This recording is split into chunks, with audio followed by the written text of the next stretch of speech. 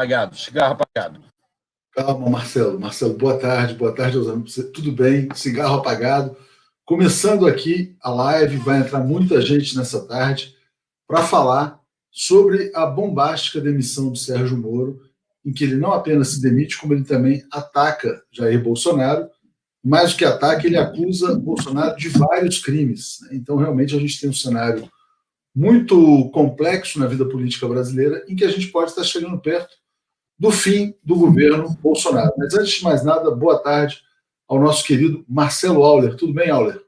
Boa tarde, Léo. Boa tarde a todos os telespectadores da TV Brasil 247. Mais essa crise criada pelo senhor Bolsonaro e sua família, dessa vez com a participação bastante expressiva de Sérgio Moro. Ele resolveu tomar um lado, parece que se sentiu atingido finalmente. Não se sabe o que fez ele. Até se sabe, ele dá essas explicações. Agora, a grande pergunta é: desde quando ele sabe disso tudo que ele denunciou hoje? Quanto tempo ele escondeu isso tudo? Ele terá cometido um crime de prevaricação ou não? Porque se ele sabe disso há muito tempo, desde o segundo semestre do ano passado, por que ele não relatou isso? Nem os militares, pelo que eu li agora de uma matéria do Igor na Folha, estavam sabendo dessas transas todas. Foram surpreendidos, segundo o Igor nos fala na matéria dele.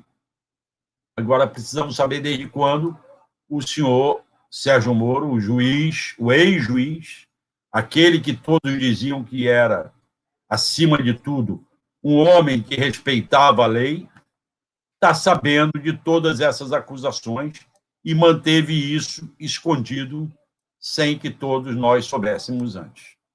Esse é um grande mistério também nisso tudo.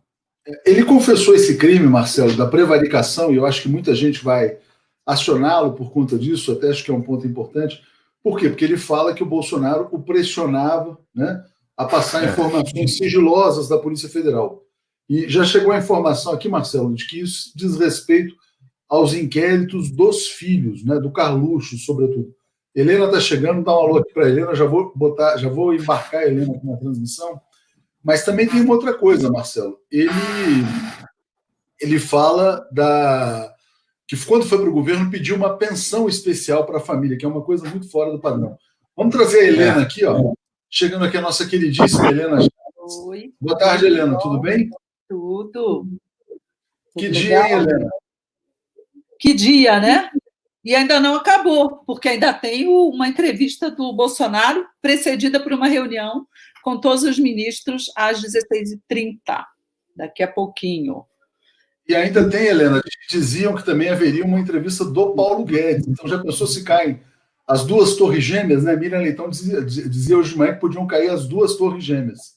Aqui em Brasília, todo mundo comenta, e não é de hoje, né? Mas que hoje acirrou mais ainda isso aí, que o Paulo Guedes já seria quase uma carta fora do baralho, depois do Mandetta, depois do Moro, né? A brincadeira é: Mandetta saiu do grupo, Moro saiu do grupo, Paulo Guedes está digitando. Mas, por outro lado, agora há pouco, conversei com umas pessoas que acham que o Bolsonaro entrou numa situação tão complicada, de tanta fragilidade, que, nesse momento, a tendência dele vai ser pedir para o Guedes não sair e ficar, porque talvez ele já esteja percebendo que se o Guedes cai, ele cai quase que junto, sabe? Então, mas eu acho que ele cai, Helena, eu acho que agora Marcelo, é irreversível. Agora é irreversível. A queda do Bolsonaro agora é uma questão de tempo, no meu modo de ver. Entende? Eu não sei como é que vocês estão vendo isso aí em Brasília, mas, no meu modo de ver, a queda do Bolsonaro é uma questão de tempo, é um processo do impeachment. Acho que é isso. Também acho. Helena, só dá uma ajustada na sua tela, está cortando um pouco aqui, está com muito teto, isso só aproxima um pouquinho. Vamos dar boa tarde. Levanta a tela. Florestan, boa tarde. Tudo bem, Florestan? Tudo bem, Marcelo? Tudo bem, Leonardo? Você está em BH ou São Paulo, Florestan? Estou em São Paulo. BH ou São Paulo? São Paulo. Temos aqui, ó, São Paulo, Rio e Brasília. Helena, vamos continuar então nesse ponto, né? Você acha que a queda é praticamente fragmentada? Queria pegar ali o que o Marcelo falou, e eu concordo. O governo Bolsonaro acabou hoje. Só que, na prática, para remover os destroços, o corpinho, pode ser demorado. Não é sempre. O governo, a gente não troca de governo na hora que ele acaba nessas crises. Então, o meu receio é que tem ainda, não é Covid, não, um prolongado processo de como se livrar do Bolsonaro. Porque o governo acabou, perdeu as condições de governabilidade, hoje ele perdeu apoiamentos assim, de bolsominions, de pessoas que estavam muito próximas dele. Então, eu já nem sei, se você fizer uma pesquisa hoje, se ele ainda tem aqueles 30% que dizem que ele tem, 30% das pessoas. O problema, gente, é que você não pode tirar um presidente assim. Ele não renuncia, a gente sabe que ele não renuncia. Né? E você vai tirar ele como? Você vai dar um golpe? Não vai, você vai fazer um impeachment ou via Supremo Tribunal Federal ou via Câmara dos Deputados e Senado. E tudo isso demora. E estamos no meio de uma pandemia, uma crise sem precedentes. Exatamente. Vamos passar para o Florestan, Marcelo. Marcelo, deixa eu só passar para o Florestan aqui, que está chegando agora. Então, eu acho, Helena, que isso aí vai depender do problema que o Bolsonaro tem pela frente, né? Porque se ele for... Primeiro que ele já não deveria ter levado o Moro para o governo, porque você não leva, você sabe bem disso, para um governo alguém que você não pode demitir. E se levar, não coloca num cargo que te crie problemas, né? Ainda mais ele, com toda a relação que ele tem aí com as milícias, ele e a família dele. Se ele tomou essa atitude radical de se livrar do Moro para interferir na Polícia Federal, é porque tem coisa grossa para vir em cima dos filhos dele. Ele, acho ainda, que pode negociar uma saída, uma renúncia, para tentar livrar a cara dele e dos filhos. Eu não sei, mas eu imagino que pode haver um acordão para ele sair, o Mourão assumir, fazer um governo de coalizão aí com setores da direita e levar até 22. Né? Agora, tudo vai depender também da fala dele de hoje às 5 da tarde. Né? Eu estou muito curioso para ver essa fala dele, porque ele sabe de detalhes da vida do Moro que também comprometem o futuro do Moro. Né? E eu quero saber o que ele tem, porque ele tem bala também. O Bolsonaro, quando demitiu o Moro, ele demitiu porque falou: eu tenho bala, amigo, se você sair me atirando em mim, eu vou atirar em você. Então, eu não sei também o Moro, qual o acordo que ele fez com os contatos que ele tem com a grande mídia, com a imprensa, com os setores da direita, o que está sendo armado aí. Mas vai vir chumbo grosso contra o Moro, com certeza. Né? Quando ele falou assim que ele contratou um seguro para a família dele, né, porque ele está se sentindo ameaçado, ou seja, ele já sabia que estava num governo complicado de milicianos. Desde o começo ele sabia disso, e sabia que era gente perigosa. E, aliás, deu guarida, né, para os processos envolvendo a questão da Marielle. Né? Então é bom deixar bem claro aí que o Moro serviu durante muito tempo de escudo nas investigações do caso Marielle. Né? Então, Florestan, eu até diria o seguinte, olha, ninguém consegue se desligar da máfia tão facilmente, né? Então, eu acho que essa é a imagem. Ele ingressou na máfia. Como é que ele vai sair? É uma questão mais delicada. Agora, o que a Helena falou, só para encerrar, o que a Helena falou a respeito, o Moro, ao sair atirando, ele criou um álibi para aqueles que estavam apoiando o Bolsonaro na direita e estavam com vergonha de assumir que o Bolsonaro era um desastre. Como o Moro saiu, eu estou vendo aqui nas redes sociais, pessoas que eu conhecia, que eram bolsonaristas, já caíram. Agora eu não fico mais, agora eu estou fora. Né? Assim, arrumou um álibi, estou fora por causa do Moro. Eu gostava do Moro, o Moro saiu, então... Né? Então, eu acho que a situação está ainda nebulosa, mas eu acho que muita água vai correr embaixo dessa ponte. Muito bom, Florestan, obrigado. Vamos saudar aqui a chegada do Breno Altman, nosso querido amigo Breno. E a gente estava falando aqui, Breno, antes de você chegar, boa tarde, estava falando com o Marcelo, com a Helena. Marcelo acha que o governo está chegando ao fim, Helena também, eu também acho. Florestan está um pouco mais cauteloso. Mas qual que é a sua posição geral sobre essa queda do Moro? Bom, primeiro, boa tarde. Boa tarde. Marcelo, Helena, Florestan, Léo, e a todo mundo que está nos assistindo. Olha, a gente precisa analisar essa situação com bastante cautela. É evidente que o Bolsonaro fez um movimento que pode ser explicado por várias maneiras. Eu acho que tem o objetivo de controlar a Polícia Federal para silenciar eventuais investigações sobre os filhos dele, mas esse eu não creio que seja o único motivo. Acho que há outras razões nessa operação e ele fez uma aposta altíssima ao emparedar o Moro. Quais seriam essas outras razões? Primeiro, centralizar nas mãos dele próprio e nas mãos do núcleo militar que o cerca, em especial do general Heleno, todos os aparatos repressivos do Estado.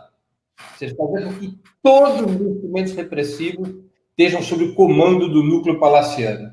O pacto que ele tinha feito anteriormente com o Moro dava ao Moro muita autonomia em relação à Polícia Federal. Não apenas em relação ao caso dos filhos dele, mas do ponto de vista da arquitetura do Estado.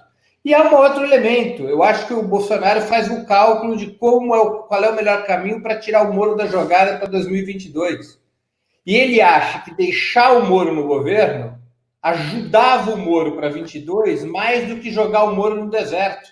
Ele resolveu jogar o Moro no deserto, acreditando que, jogado ao deserto, o Moro não tem estrutura partidária, não tem visibilidade até 2022, terá uma briga ferrenha com Dória, com Witzel e com outras lideranças do campo da direita tradicional, e com isso o campo para a reeleição do Bolsonaro fica desimpedido. Então, eu creio que são esses os cálculos que mobilizaram o Bolsonaro.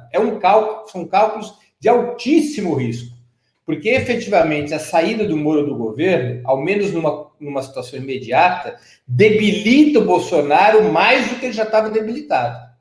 O isola mais do que ele estava isolado. E pode, inclusive, arrancar uma parte da base social bolsonarista, dos 30% que compõem o núcleo duro da extrema-direita, pode arrancar uma parte dessa parcela para uma postura de oposição ao Bolsonaro, até mesmo porque a expansão do coronavírus continua acelerada, a crise econômica e social vai se aprofundar, e esse deslocamento de setores bolsonaristas para a oposição, esse deslocamento será facilitado pela demissão do Moro.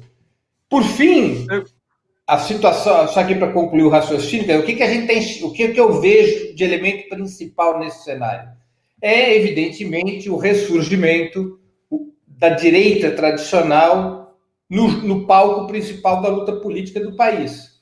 Né? A saída do Moro do governo e seu deslocamento para a oposição ao Bolsonaro, porque foi isso que o Moro fez na sua entrevista de despedida do governo, fortalece o campo da direita tradicional. Esse campo que é composto por PSDB, DEM, MDB, e agora também o próprio Moro. Dória, realmente, a minha expressão. Eu ia entrar exatamente nesse ponto, Breno, e trazendo as informações. Vou te passar já, Marcelo, o seguinte: Fernando Henrique falou: olha, Bolsonaro, ou você renuncia ou será renunciado. Dória, Witzel, todo mundo se derramando em elogios aí ao Moro, né? Claramente, esse movimento da direita. A mídia brasileira vai abraçar o Moro como super-herói, a mídia corporativa, então, evidentemente, está se criando um espaço aí dessa centro-direita, com Moro, Mandetta, todos esses. E aí eu te pergunto, e vou perguntar para todo mundo, se esse abraço que a plutocracia faz ao Moro, né, que também é um abandono ao Bolsonaro, significa uma sentença de morte. Começo por você, Marcelo, aí a gente passa para a Helena, Florestan. Eu acho o seguinte, há questões aí que nós precisamos levar em conta, que não estão no nosso panorama político, porque são novas. Uma dessas questões, eu faço questão aqui de pegar o número, é o tal do mandato de segurança que foi impetrado essa semana, mandato de segurança 37083 no Supremo, em que 2 advogados pedem que o Supremo obrigue o Rodrigo Maia a falar sobre um pedido de impeachment que esses advogados protocolaram dia 31 de março. Aparentemente, eu me lembro que quando essa informação desse mandato de segurança chegou no final de semana, aí, ou no dia 31, no dia seguinte, nós discutindo naquela chat do Brasil 247, dos jornalistas pela democracia, eu falei, não, eu já conversei com um constitucionalista que disse que isso não vai dar em nada, acabou, não sei o quê. Só que o Celso de Mello caiu na mão de Celso de Mello. E o Celso de Mello, que todo mundo achava que iriam lá no Supremo arquivar, deu prosseguimento, pediu explicações ao Rodrigo Maia e mandou incluir entre as partes o Bolsonaro, que não estava. Virou um enigma. O que vai acontecer com isso? Verdade que Celso de Mello deu um prazo longuíssimo, 10 dias para Rodrigo Maia se explicar. Esse pode ser uma questão nova para você, porque esse mandato de segurança pede, inclusive, que, ainda que não se destitua o presidente, o que não pode ser feito, ele seja afastado de algumas funções, como de nomear ministro, que essa bola seja passada para o Mourão.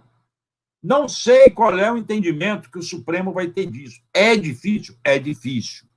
Mas responde um pouco aquela questão da Helena, de que o processo de impeachment é demorado.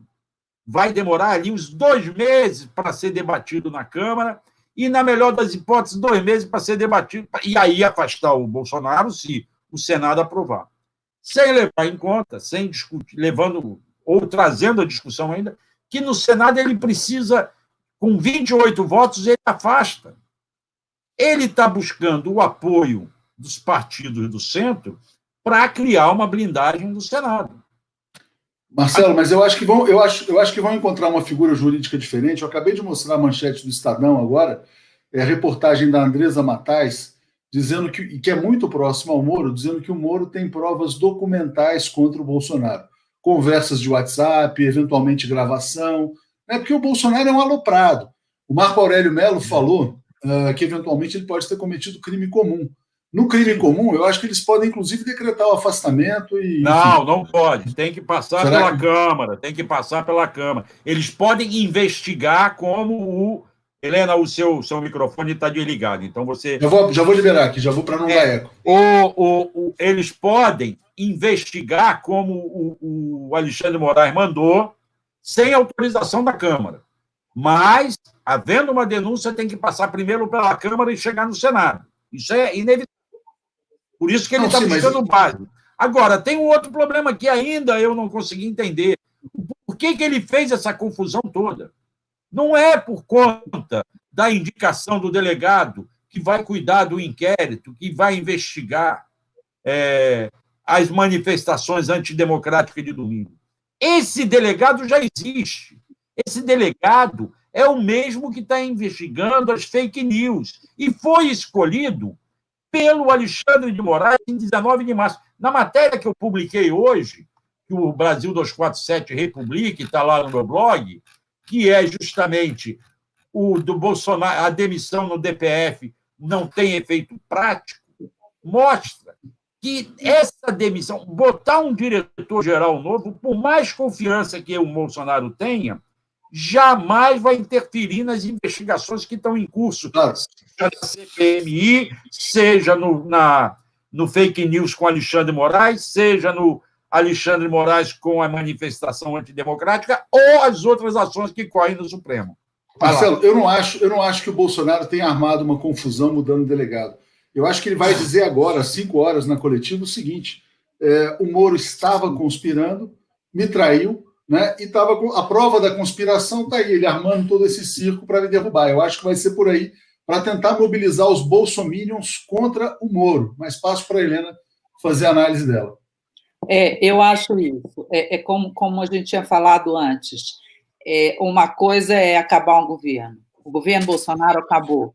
A outra coisa é você remover os escombros e botar um outro governo no lugar dele, e isso eu acredito que vai demorar bastante.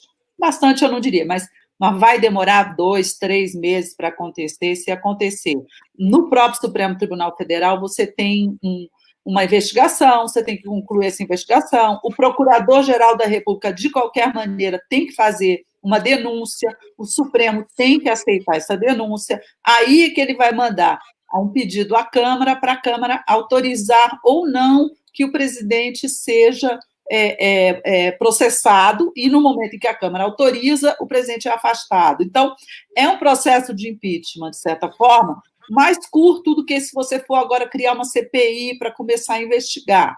Porém, não é também uma coisa sumária e rápida. Sabemos que ele não renuncia. Então, o que eu acho que a gente vai ter que observar nas próximas horas e dias é o grau de debandada dentro do bolsonarismo e no Congresso Nacional. Me parece, até agora, eu não tinha ouvido uma só afirmação, não vi nem rede social e nem vídeos políticos, nenhuma afirmação de panos quentes e defesa do Bolsonaro. Agora, nesse momento, acaba de sair uma nota do Partido Republicanos, do Centrão, o partido ao qual estão filiados os filhos do Bolsonaro, fez uma nota saindo pela tangente, mas tipo assim, não é hora de discutirmos, não é hora de briga política, é hora de dar cabo na pandemia, é hora de pensar nos nossos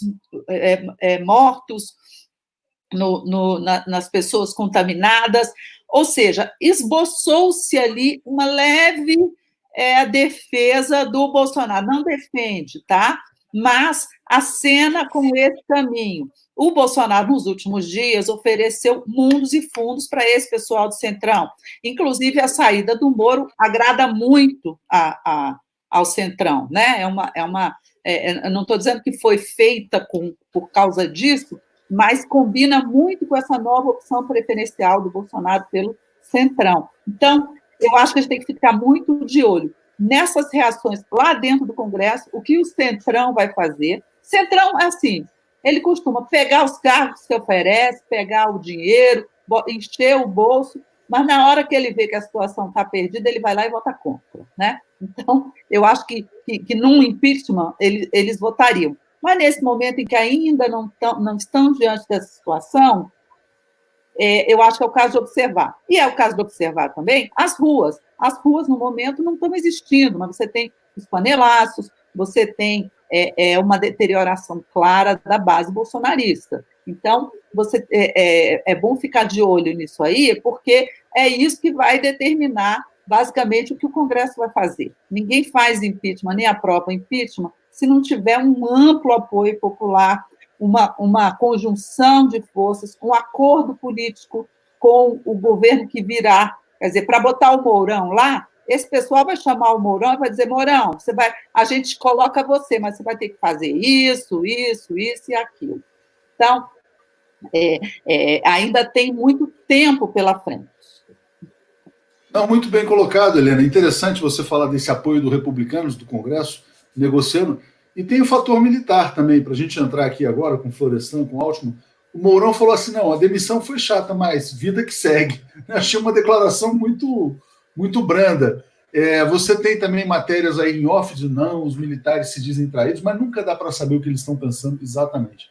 Florestan, entra você agora fazendo uma amarração. Eu acho que a aposta do Bolsonaro é de muito risco mesmo, né? E ele me lembrou um pouco o Collor, até tentando compor aquela maioria com o Roberto Jefferson como o líder dele lá na Câmara.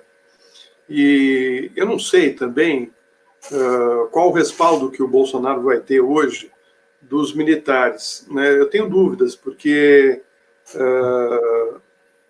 eu não sei se eles vão continuar, porque daqui para frente há muito desgaste político, porque o que o Bolsonaro vai fazer para sobreviver é compor com aquilo tudo que o pessoal que votou no Bolsonaro dizia ser contra, né? Esse centrão, a negociata, né? E essa conta vai cair no colo das Forças Armadas, né? E eu não sei se isso interessa as Forças Armadas nesse momento, né? Então, eu acho que a situação dele pode ser de sobrevivência, mas ele vai chegar, se ele continuar no poder desse jeito, ele vai chegar em frangalhos em 2022, né? Ele não tem condições de recuperar a economia do país porque ele não tem equipe nem projeto. Certamente o Guedes deve ser a próxima bola, né? Porque ele vai querer fazer obras e tentar desenvolver minimamente o país, ou arrumar empregos, enfim. A política liberal, neoliberal, foi para o espaço, né? Então, assim, eu imagino que o Bolsonaro agora depende muito dos militares que estão no governo, né? E hoje eu tenho dúvidas de que ele tenha o apoio desse pessoal. Eu estou aqui querendo ver o que esses generais vão fazer daqui para frente, porque eles sabem que o Bolsonaro só sobrevive porque eles estão no governo. Se eles saírem, aí viram um estrago geral, né? Então, quem vai com ele até o fim? O Heleno. O Mourão fica naquela esperando para ver se sobra alguma coisa para ele. Mas quem está na ativa, está gostando disso tudo, vai continuar dando sustentação para esse sujeito e para a família dele. Quais são os rolos e confusões que a família tem, que envolvem, inclusive, possivelmente, a primeira-dama, né, com depósitos na conta dela. Então, assim, é um longo percurso, eu penso como a Helena, não vai ser rápido, mas ele está pensando na sobrevivência dele nesse momento e salvar a pele dos filhos. Acho que, em primeiro lugar, está salvar a pele dos filhos. Tentar brecar o avanço das investigações, fazer jogada junto com o Centrão, com o baixo clero, que é da onde ele veio, né? Eu acho que ele está nesse desespero. E também corre um risco grande de perder o apoio do Donald Trump, né? Porque o Trump também está com o risco de perder a reeleição e não está nem aí com o Bolsonaro, né? Nessa altura, o Trump quer resolver o problema dele. Eu ainda acho que a gente vai ter que ouvir o que o Bolsonaro vai dizer agora às 5 da tarde para ter uma ideia melhor do que ele está planejando. Agora, isso aí, ele planejou com os filhos dele, isso tudo é bem pensado, né? Ele não tomou essa decisão. Ele tomou decisão, eu acho que sem consultar os generais principais ali. Não sei o Heleno talvez tenha participado dessa decisão. Mas vamos ver o que ele vai apresentar e nesse tiroteio, quantos mortos vão sair, porque certamente mais gente vai levar bala.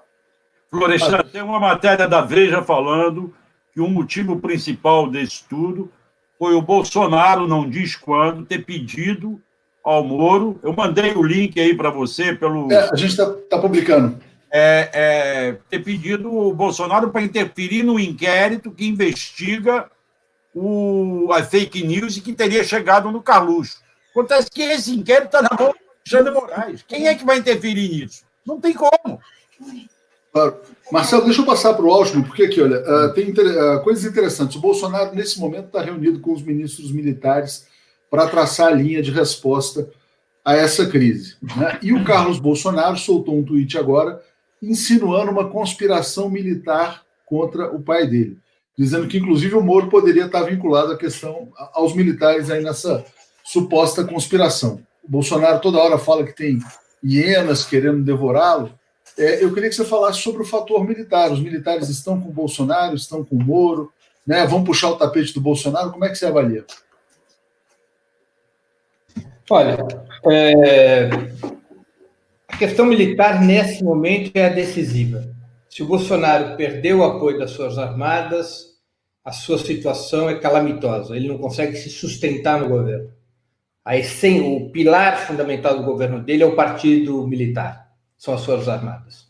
Se elas desertarem, se elas abandonarem o barco, o governo Bolsonaro vai chegar a um fim. Então, não é à toa que esse é o principal debate e o principal tema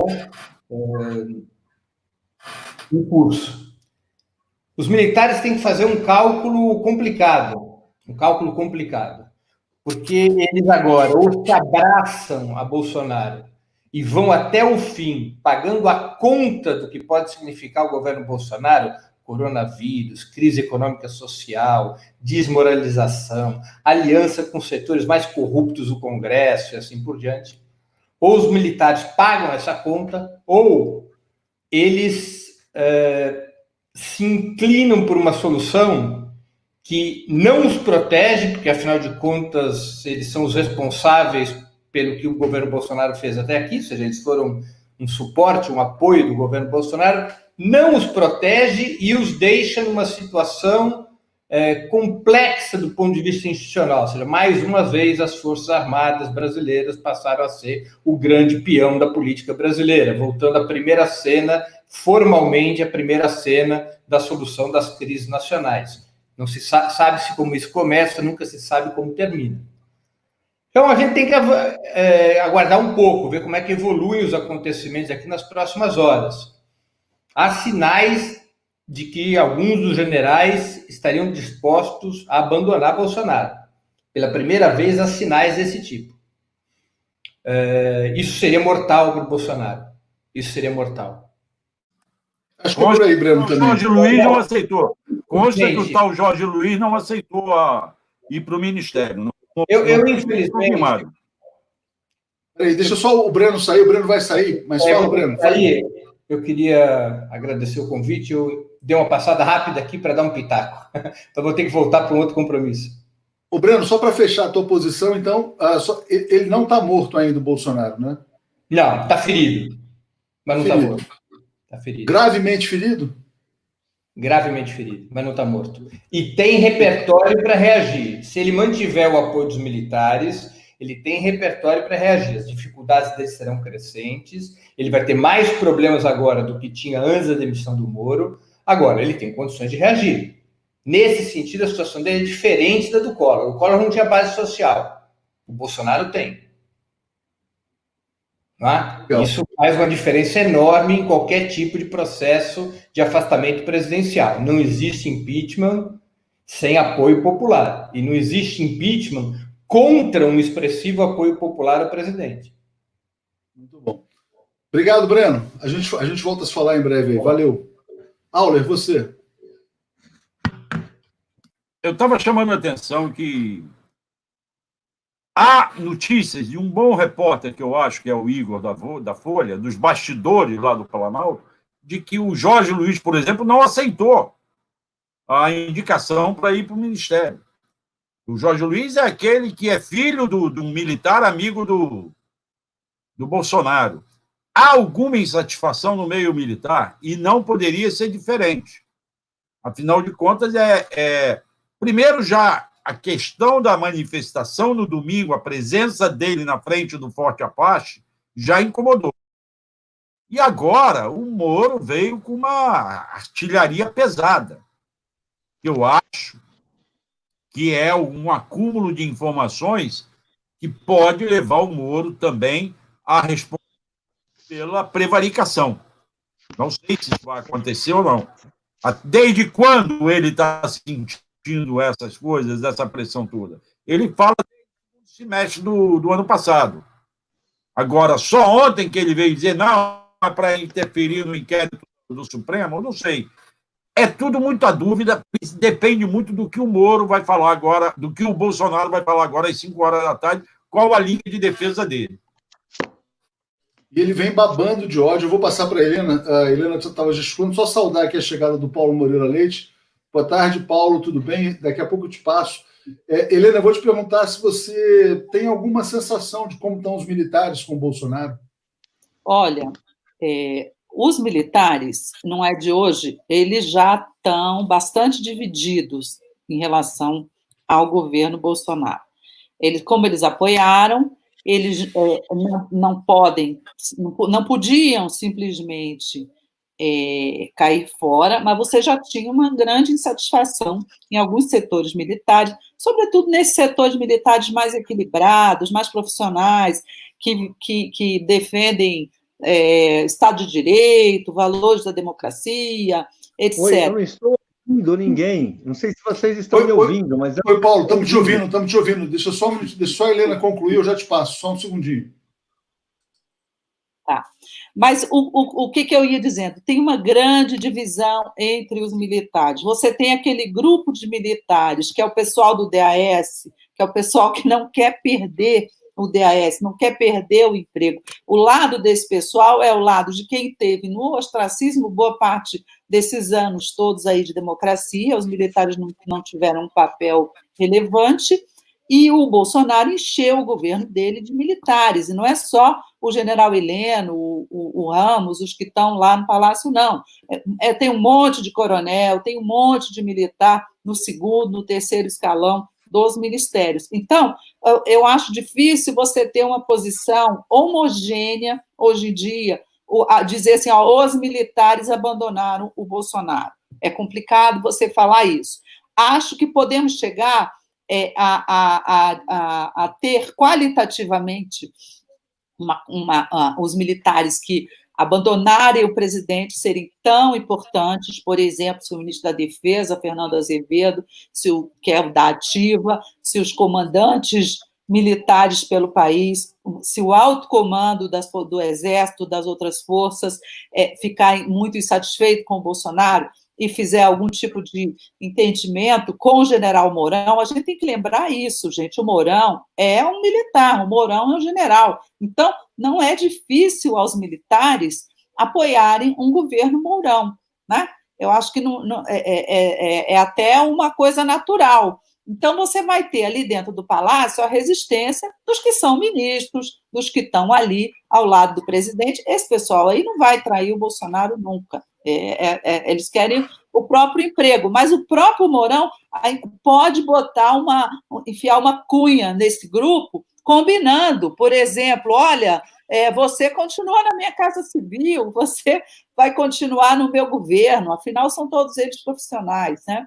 Então, eu acho difícil hoje você ter uma temperatura assim, todos os militares já estão abandonando. Acho que uma parte dos militares, sim, está esperando para ter um cenário melhor no Congresso e na população, nas ruas. A partir disso, acho que a gente vai ter um posicionamento mais claro.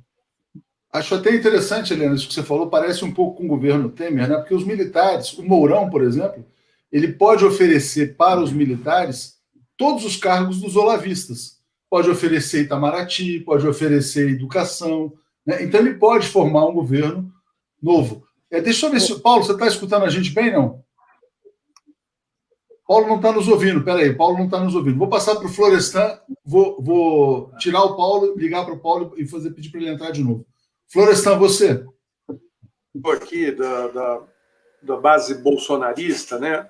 Essa base bolsonarista é pró-militares, né? Se os militares abandonarem o Bolsonaro, ele mingua, porque essa base que é saudosista do regime militar, da ditadura, não sei o quê, está com os militares, né? Então, eu acho que se ele fosse envolver, como ele já está se envolvendo, com o baixo clero, né, com o que há de pior na política brasileira, para poder salvar o mandato dele, eu tenho a impressão que esses militares, como a Helena disse, que estão ali, são mais de 2.500 militares ocupando cargos de segundo, terceiro escalão, né?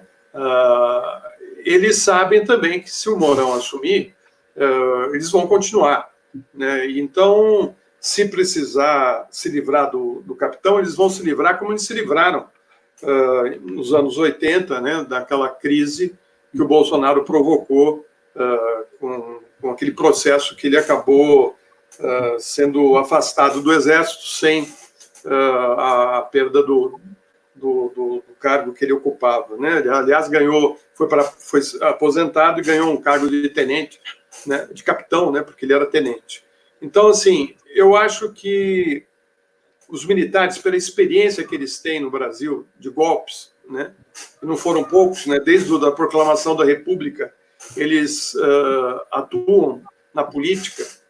E vamos lembrar aqui que o Jânio Quadros tinha o apoio dos militares, e eu me lembro bem que o Jarbas Passarinho me contou que o Jânio, quando tentou dar o golpe, não combinou com os militares, e por isso que se deu mal, porque se ele tivesse combinado com os militares, ele teria continuado na presidência com o golpe que ele planejou, mas como ele não combinou, ele ficou vendido, né?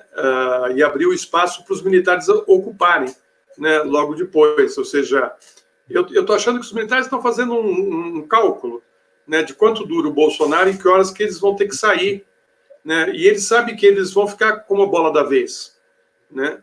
E dependendo da confusão que o país tiver, porque a gente corre risco de ter problemas sociais graves, né, daqui para frente, porque essa pandemia ainda vai causar muitos problemas sociais, de desemprego, de pobreza, de confronto, enfim, dependendo do quadro que se colocar, os militares que estão hoje no governo podem sim se livrar do capitão mais uma vez e assumirem o comando, propondo talvez até uma composição, né, uma junta, como eles já fizeram no passado, né, de salvação nacional, enfim.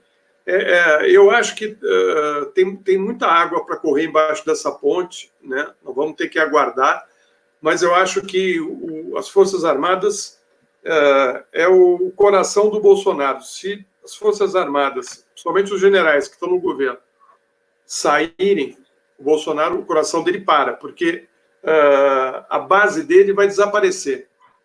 No momento que os militares saírem e abandonarem o Bolsonaro, ele murcha, né? Ele vira de novo o deputadozinho do Rio de Janeiro que fazia esquema com o miliciano e que colocou os filhos todos na política. Então, o quadro para ele não está bom, e eu tenho a impressão, com a fala do Mourão, que o Mourão está cozinhando ali, cara. Eu estou achando que ele está cozinhando. O Mourão, esse jogo está sendo jogado lá dentro do Palácio, né? E o Bolsonaro sabe que quem é de confiança dele ali dentro daquele palácio? O Heleno? É pouco, né? É pouco.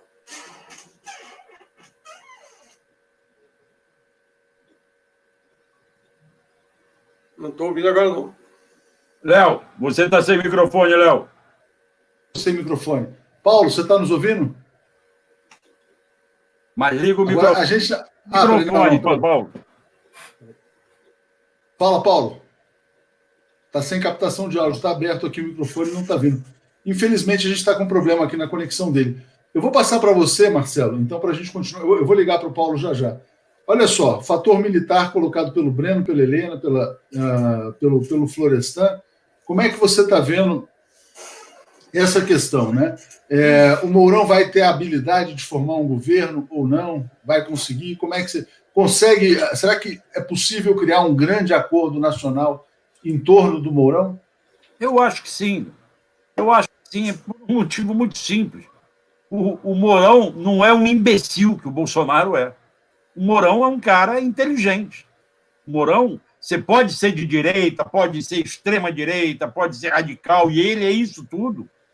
Mas você viu que ele se aperfeiçoou ao cargo bonitinho. No início estava até falando com a imprensa e acabou sendo afastado da imprensa, quando até deu uma rasteira no nosso amigo. Me parece que foi uma rasteira que ele deu lá atrás no assessor dele, que preparou ele para falar com a imprensa. Eu não duvido, por exemplo, que o Moro volte no governo Moro, ou que o Mourão leve o Moro para o STF, na vaga do Celso de Mello. Mourão esperto, vai ganhar, porque é como ontem, conversando aqui, os bolsonaristas apoiam o Moro. Hoje pode ser que já nem tanto.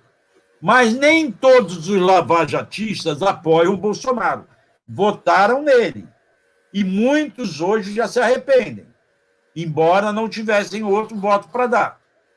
Os lavajatistas não são os bolsonaristas tradicionais, aqueles que se fala aí que é de raiz, aqueles loucos.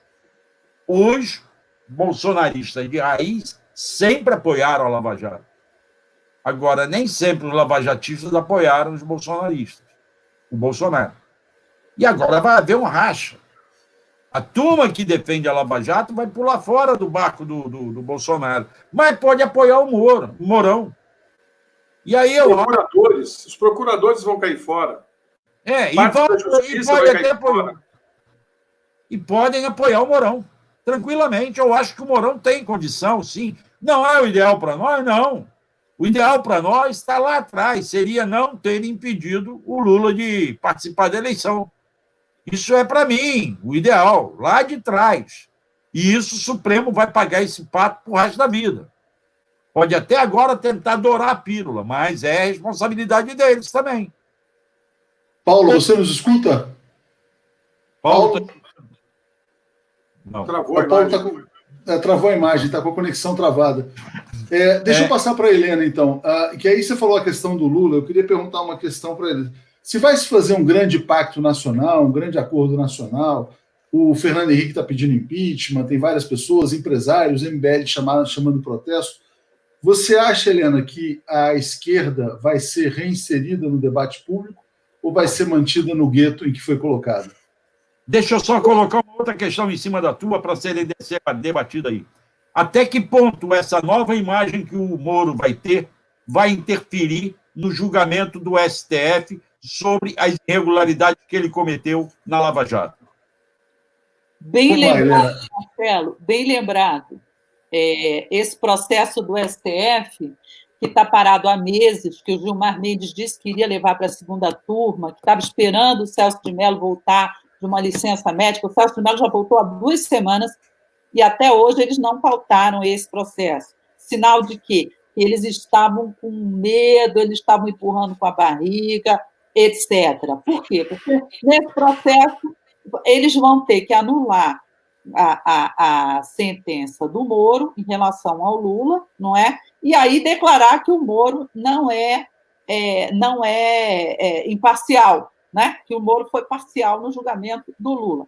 Me parecia que a maioria, já havia 3-2 na turma, a favor disso, e que eles estavam remanchando com medo, etc. Agora, a situação do Moro muda completamente. Eu não saberia ainda te dizer, ainda não conversei com nenhuma fonte sobre isso, qual o efeito da mudança de patamar do Moro. O Moro deixa de ser ministro da Justiça, o Moro deixou de ser, em tese, o candidato ao Supremo Tribunal Federal, que a gente poderia até supor que, como o nome dele estava sendo falado para o Supremo tivesse ali certa inibição em declará-lo um juiz parcial, agora já não corre esse risco mais, então, em tese, isso favoreceria o julgamento do Lula, mas eu acho que o Supremo também ele é muito temeroso da opinião pública, então, o meu temor é que isso atrase ainda mais esse julgamento, porque o Supremo vai ficar esperando para ver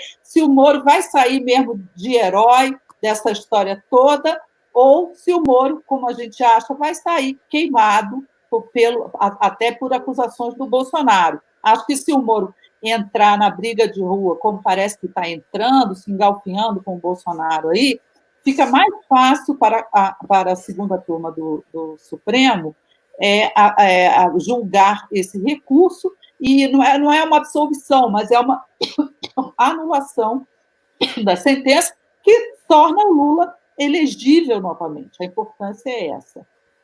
O que mais você tinha perguntado, Léo? Eu tinha perguntado se houver um acordão, um grande acordo nacional, se eles vão chamar a esquerda e o Lula para sentar mesmo. Olha, eu acho que tem que chamar. Eu acho que não existe impeachment. Ninguém depõe o presidente, ninguém tira o presidente da República sem um certo acordo nacional. Tudo bem que você teve o da Dilma, que foi aquele golpe por causa de pedaladas fiscais, mas você teve ali, num momento, as principais forças políticas se uniram para tirar a Dilma. Né? Você teve extrema-direita, centro, uma parte da centro-esquerda votou contra o Dilma, né? Você isolou o PT. Eu não acho que, nesse momento, seja possível aprovar algum tipo de impeachment do Bolsonaro, de sanção ao Bolsonaro, e trocá-lo pelo general Mourão, se você não chamar as esquerdas a sentarem na mesa. A esquerda que eu falo do jeito ampliado, é o PT, é o PDT, é o Ciro Gomes, todo mundo, né? Então, eu acho que não há como você não fazer esse diálogo, senão não aprova, senão não dá certo. Mas o que eu acho é que a esquerda ela tem um papel fundamental, o PT, sobretudo, de entrar como protagonista nesse processo, porque o que a gente está vendo agora, eles ainda estão coadjuvantes, né?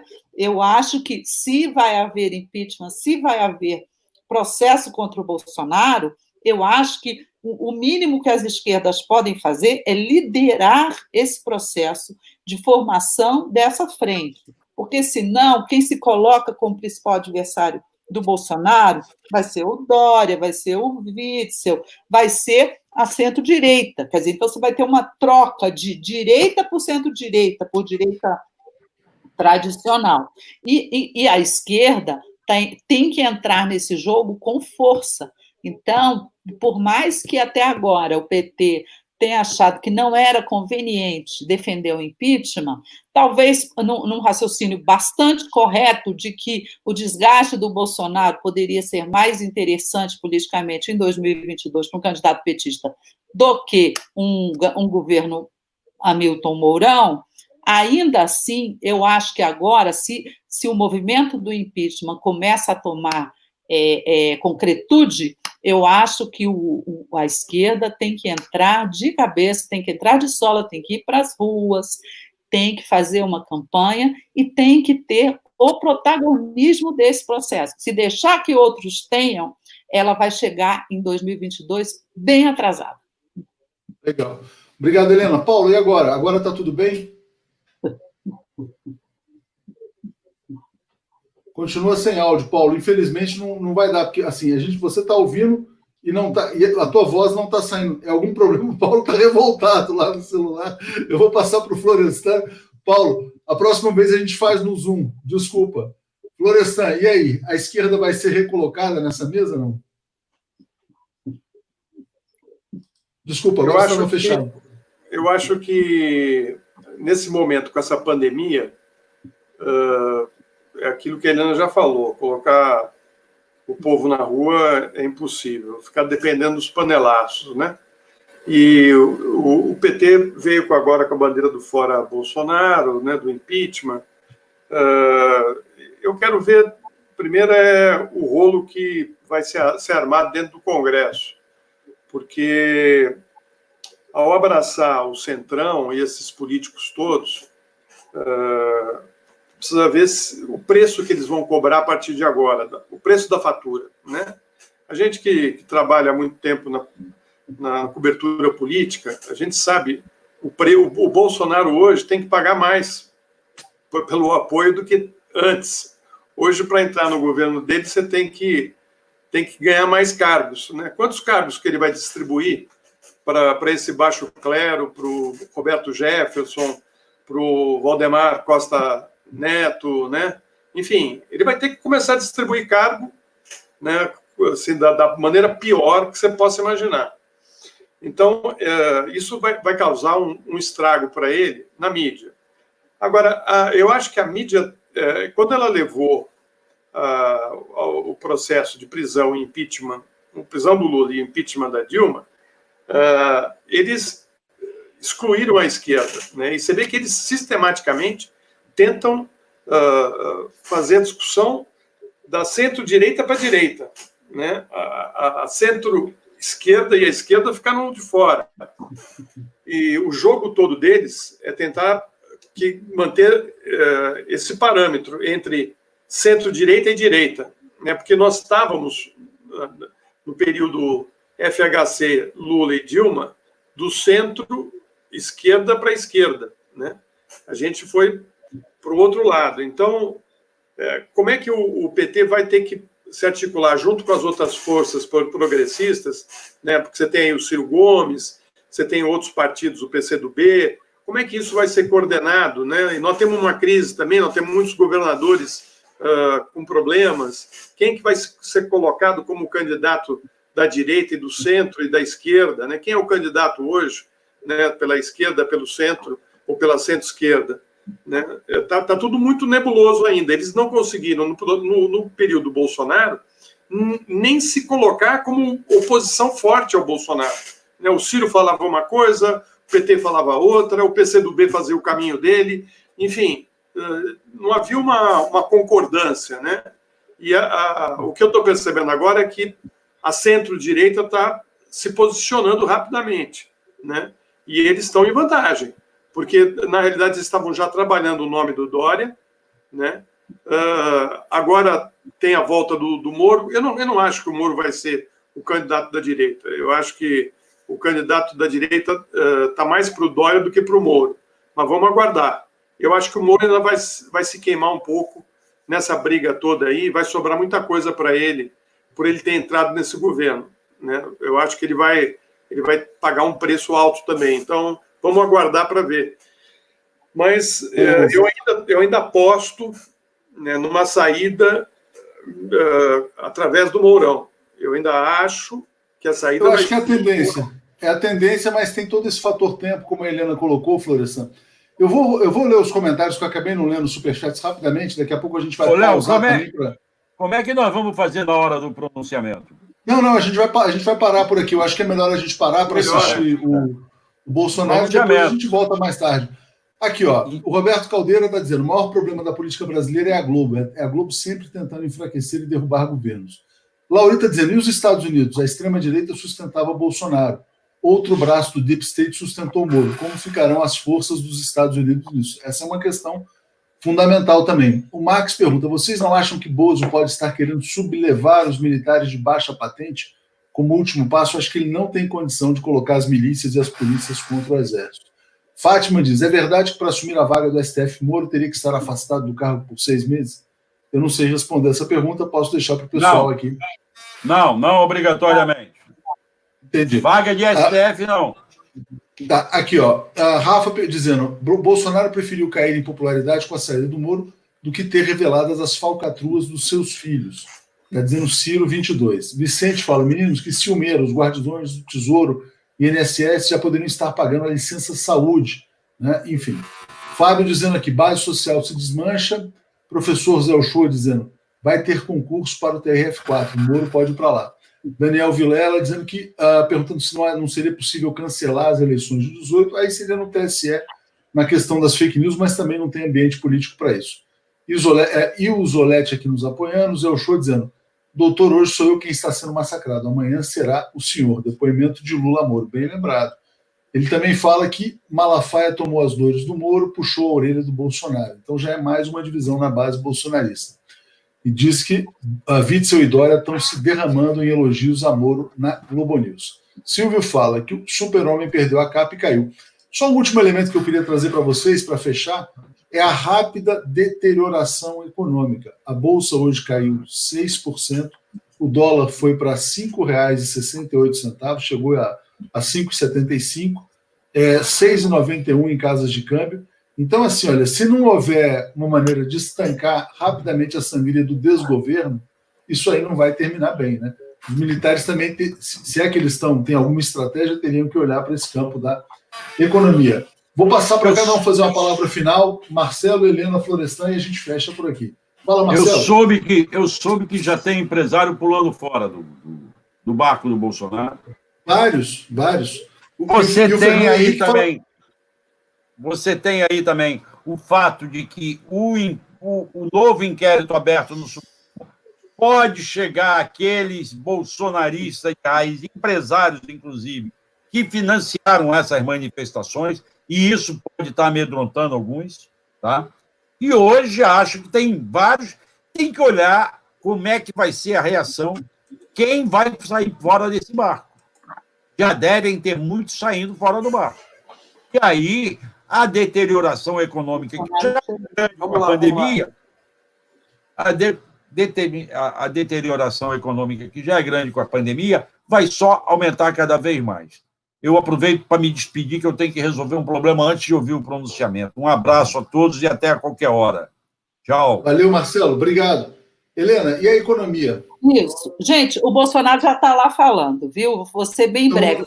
A economia já não ia bem antes da pandemia do coronavírus. Todo mundo sabe disso. O governo tentou adotar um discurso de que foi a pandemia que tirou a economia do rumo. Não tirou, já estava sem rumo. A tendência é que ela vá muito, muito, muito mal. Então, qualquer um que se sente ali, seja Bolsonaro que continue, seja o general Mourão, que assuma no lugar dele, chegará a 2022 numa situação de inviabilidade eleitoral. Então, eu acho que com ou sem impeachment, em 22, a direita terá outro candidato que não será Jair Bolsonaro. Legal, Helena. Obrigado. Já está ao vivo aqui, a gente vai assistir. Vamos ver o que ele está falando. Beijo. Obrigado. Florestan, só para a gente se despedir aqui antes de escutar a fala do Bolsonaro. Não, eu acho que a economia é fundamental. A gente não tinha tocado nesse ponto, mas Bolsonaro, ladeira abaixo na economia, é também um complicador para ele. Ele não vai ter como reorganizar a economia, porque do Temer para cá, o que houve foi o desarranjo da economia. Eu imagino que o país não vai esperar o Bolsonaro fazer um projeto, porque ele não tem projeto. Então, vamos ver o que ele está falando aí, porque aí tem as intrigas do poder. Até já, Léo. Gente, obrigado. E a Helene dizendo, a esquerda precisa ir para cima. Fecho com esse comentário. Obrigado a todos vocês. Valeu, gente.